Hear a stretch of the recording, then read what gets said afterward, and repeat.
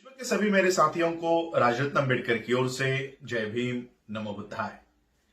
हम लोग डॉक्टर बाबा साहब अम्बेडकर जी द्वारा लिखित महार वो कौन थे और वो अछूत कैसे बने, इस प्रबंध को हम लोग जानने की कोशिश कर रहे हैं। कल हम लोगों ने इसका पहला भाग देखा, तो चलिए ज्यादा समय नहीं लगाते हुए हम डॉक्टर बाबा साहब अम्बेडकर जी का ये ग्रंथ, ये प्रबंध जहां पर हम लोगों ने स्टॉप किया था, जहां पर छोड़ा था, वहां से शुरू करते हैं। तो चलिए इस भाग को हम लोग शुरुआत करते हैं।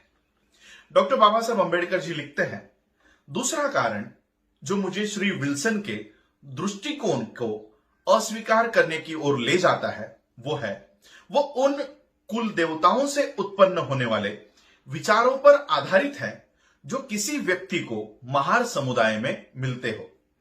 श्री विल्सन की परिकल्पना है और उस परिकल्पना को अगर सही मान लिया जाए तो यह निष्कर्ष निकलता है कि महार आदिम जाति के लोग हैं। महार एबोरिजिनल, आदिवासी, मूल निवासी जाति के लोग हैं जो महाराष्ट्र नामक देश में आर्यों के आगमन से भी पहले यहां पर निवास किया करते थे। मुझे लगता है कि इस तरह का निष्कर्ष उन कारणों के वजह से असमर्थनीय है, इसका समर्थन नहीं किया जा सकता, जिसका मुझे खेद है उन लोगों द्वारा सराहा नहीं गया है जिनका ये आरोप है कि महार इस प्रांत के आदिम समुदाय के या आदिम वर्गों से संबंधित है।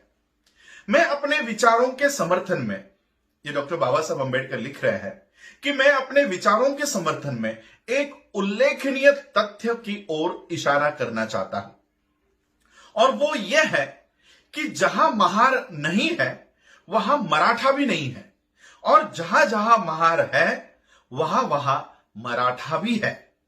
यह संबंध केवल संयोग की बात नहीं है, यह संबंध अविभाज्य है, सबूतों पर आधारित है, जो मानव जाति विज्ञान के छात्रों द्वारा अनदेखा किया गया है।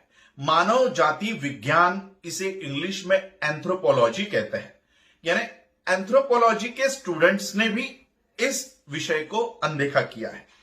यह सभी को पता है कि मराठाओं में कुल होता है, कुल का संगठन होता है, उनके पास उनके अपने कुल होते हैं और उनके अपनी कुल देवताएं होती है।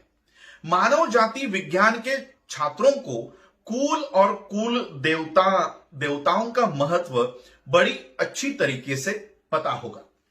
समान कुल और समान कुल देवता, ये रिश्तेदारी, नाते संबंधों का सूचक है। इसे ध्यान में रखते हुए महारों और मराठाओं के बीच अगर कुल की तुलना की जाए तो यह महत्वपूर्ण परिणाम हासिल करेगा। डॉक्टर बाबा साहब अम्बेडकर जी ने यहां पर एक सूची को प्रस्तुत किया है, लेकिन मूल ग्रंथ में, मूल प्रबंध में इस सूची को गायब कर दिया गया है। वहां पर उस ग्रंथ में यह सूची नहीं है, और बाबा साहब के आगे के वाक्यों को अगर हम पढ़ते हैं तब उस सूची में क्या होगा इसका अंदाजा आ जाता है। तो मैं आगे का सेंटेंस पढ़ता हूं। डॉक्टर बाबा साहब अम्बेडकर सूची प्रस्तुत करने के बाद लिखते हैं, हालांकि वो सूची बुक में कहीं नहीं है, इस सूची पर एक नजर डाल के देखे तो यह पता चल जाएगा कि महारों के बीच ऐसा कोई कुल नहीं है जो मराठाओं में मौजूद ना हो, जो मराठाओं के बीच मौजूद ना हो, और मराठाओं में ऐसा कोई कुल नहीं है जो महारों में नहीं पाया जाता हो। यानी बाबा साहब ने उस सूची में महारों के कुलों के बारे में दर्शाया है और मराठाओं के कुलों के बारे में दर्शाया है, और बाबा साहब ये लिख रहे हैं कि इस सूची को देखने के बाद ये पता चलता है कि महारों में भी वही कुल है जो मराठाओं में है, और अगर कोई कुल मराठा में नहीं है तो वो कुल महारों में भी नहीं है। अगर मानव जाति विज्ञान के इस प्रस्ताव पर भरोसा किया जाए तो इस बात का समर्थन ये प्रस्ताव इस बात का समर्थन करता है कि समान कुल, अगर इस बात का समर्थन किया जाए कि समान कुल रिश्तेदारी का सूचक है, नाते संबंधों का सूचक है, तो महार और मराठा अपने आप में ये सगे संबंधी है, ये रिश्तेदार है और ये सगे संबंधी समुदाय का निर्माण करते हैं।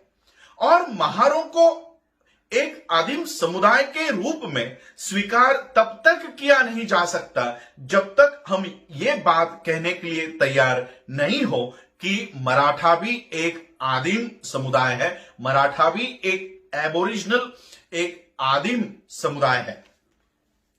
मराठा आर्य है या गैर आर्य है, ये सवाल, ये ऐसा सवाल है जिस पर एक मत नहीं है। रिजले का मानना है कि मराठा आर्य नहीं है और उन्होंने अपने निष्कर्ष का ज्यादातर मानव जाति विज्ञान के मुद्दों पर जोर दिया है। अपने निष्कर्षों के लिए उन्होंने मानव जाति विज्ञान का आधार लिया है। अन्य लोगों ने रिजले के इस दृष्टिकोण का विरोध किया और निष्कर्ष निकाला कि मराठा आर्य है और इस तर्क से कि रिजली के मानव जाति विज्ञान की आपत्तियों को दूर करने की कोशिश की है और उन्होंने बताया है कि आर्य आक्रमणकारियों की दो लहरें भारत में हुई और मराठा जो है ये दूसरे लहर से संबंधित है। यही कारण है कि उनके मानव जाति विज्ञान के मापदंड ये रिजले द्वारा माने गए मापदंडों से मेल नहीं खाते। दूसरी परिकल्पना इस तथ्य से कुछ समर्थन प्राप्त करती है।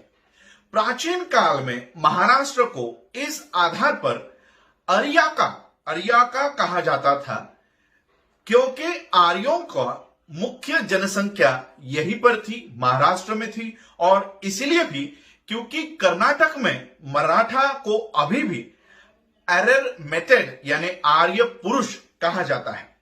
चाहे जो कुछ भी हो, कोई सवाल ही पैदा नहीं होता कि महार आदिम नहीं है, कोई सवाल ही पैदा नहीं होता कि महार आदिम है। इस कथन के समर्थन में जो कुछ भी कहा गया हो, इसके अलावा अन्य सीमा चिन्ह और उत्तरजीविता उपलब्ध है जो इस दृष्टिकोण के समर्थन में भरोसा किया जा सकता है। पहली बात जिस पर ध्यान आकर्षित किया जाना चाहिए वो यह है कि राजपूतों की स्थिति को दर्शाने वाले कुलों की एक बड़ी संख्या महारों के बीच भी पाई जाती है और एक ओर ब्राह्मण और दूसरी ओर मराठा, इनके बीच एक बहुत बड़ा झगड़ा हो गया। इस मुद्दे पर झगड़ा हो गया कि क्या मराठा क्षत्रिय है या नहीं। इस पर यह परीक्षण किया गया कि मराठाओं का कुल क्या उन 96 कुलों में से एक है या नहीं जो राजपूतों में होते हैं और जिनसे राजपूतों को क्षत्रिय होने का दर्जा प्राप्त होता है। अब यदि यही परीक्षण महारों के लिए लागू कर दिया जाए तो कोई सवाल ही नहीं उठेगा, कोई सवाल ही पैदा नहीं होगा कि महारों का उच्चार मूल रूप से राजपूतों से संबंधित है जो एक क्षत्रिय वर्ग के हैं। यह सुझाव दिया जाता है कि महारों ने हाल ही में राजपूतों के कुलों को अपनाया है। अपने सामाजिक स्तर को सुधारने के लिए उन्होंने उनके कुलों को अपनाया है।